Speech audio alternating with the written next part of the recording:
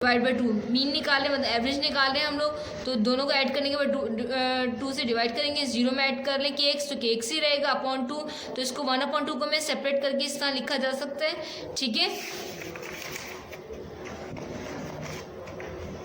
अब W क्या है हमारा, वर्क डन है, तो वर्क डन किसके इक्वल हुआ 1/2 के एक्स की, मतलब के एक्स की इक्वल हो गया। W क्या होता है, F इंटू एक्स होता है ना, फोर्स इंटू डिस्प्लेसमेंट, यहाँ S नहीं ले रहे हम X ले रहे हैं उसकी जगह।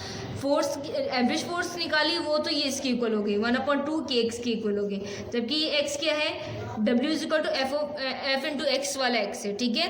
तो x और x हो गया x स्क्वायर हो गया, तो 1/2 के एक्स स्क्वायर हो गया, तो ये पोटेंशियल लास्ट पोटेंशियल एनर्जी खुद किसकी इक्वल हो गया 1/2 के एक्स स्क्वायर के इक्वल आ गई है, ठीक है।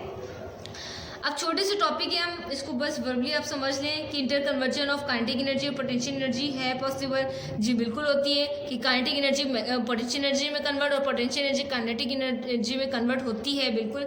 इसको एग्जांपल अगेन मैं बॉल वाली कंसिडर करूँगी तो आपको समझ में आ जाएगी कि मैं बॉल को थ्रो करती हूँ अपवर्ड, ठीक है। जब बॉल अपवर्ड जाएगी तो जहाँ बॉल क्या होगी, मूविंग कंडीशन में होगी, तो वहाँ उसकी kinetic energy maximum, potential energy 0, और जहाँ क्या होगी, वो बॉल रुकी और वापस आने के लिए तैयार होगी, तो वहाँ जहाँ रुकेगी वहाँ potential energy maximum, kinetic energy 0 होती है। दोबारा वापस आती है रास्ते में तो काइनेटिक एनर्जी मैक्सिमम होना शुरू हो जाती है, पोटेंशियल एनर्जी 0 हो जाती है। तो यहाँ ये इंटर कन्वर्जन होता रहता है काइनेटिक एनर्जी का पोटेंशियल एनर्जी में, पोटेंशियल एनर्जी का काइनेटिक एनर्जी में, सही।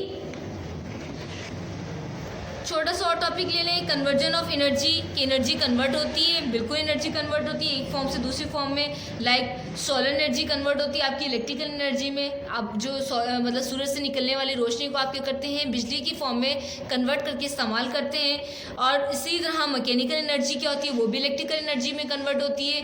इसी तरह हीट एनर्जी फ्यूल एनर्जी की फॉर्म में कन्वर्ट होती है, और फ्यूल एनर्जी समथिंग एल्स की फॉर्म में, मैकेनिकल एनर्जी की फॉर्म में कन्वर्ट होती रहती है। लाइक तेल डालते हैं तो उसके अंदर फ्यूल एनर्जी हो गई, और हम वो तेल से वो गाड़ी मूव करती है तो मैकेनिकल एनर्जी में कन्वर्ट हो रही है। इसी तरह अगर आप वो जनरेटर की बात करें, जनरेटर में आप ऑयल डाल रहे हैं तो और ऑयल की वजह से वो क्या कर रहा है, वो इलेक्ट्रिसिटी को प्रोड्यूस कर रहा है, तो मैकेनिकल एनर्जी कहाँ कन्वर्ट हो गई, उसकी इलेक्ट्रिकल एनर्जी में। तो इसी तरह एनर्जी क्या होती है, एक फॉर्म से दूसरी फॉर्म में कन्वर्ट होती रहती हैं। और ये भी क्या होती है, एनर्जी क्या होती है, ना तो क्रिएट की जा सकती है ना डिस्ट्रॉय की जा सकती हैं, लेकिन एक फॉर्म से दूसरी फॉर्म में कन्वर्जन चलती रहती है। तो ये हमारा law of universal, law of conversion of energy भी कहलाता है, law of conversation of energy भी कहलाता है। Law of conversation of energy क्या है, energy can neither be created nor be destroyed but it can change from one form to another form. ये ना तो उसको क्रिएट कर सकते हैं एनर्जी को, ना ही तो हम डिस्ट्रॉय कर सकते हैं, बल्कि हम इसको एक फॉर्म से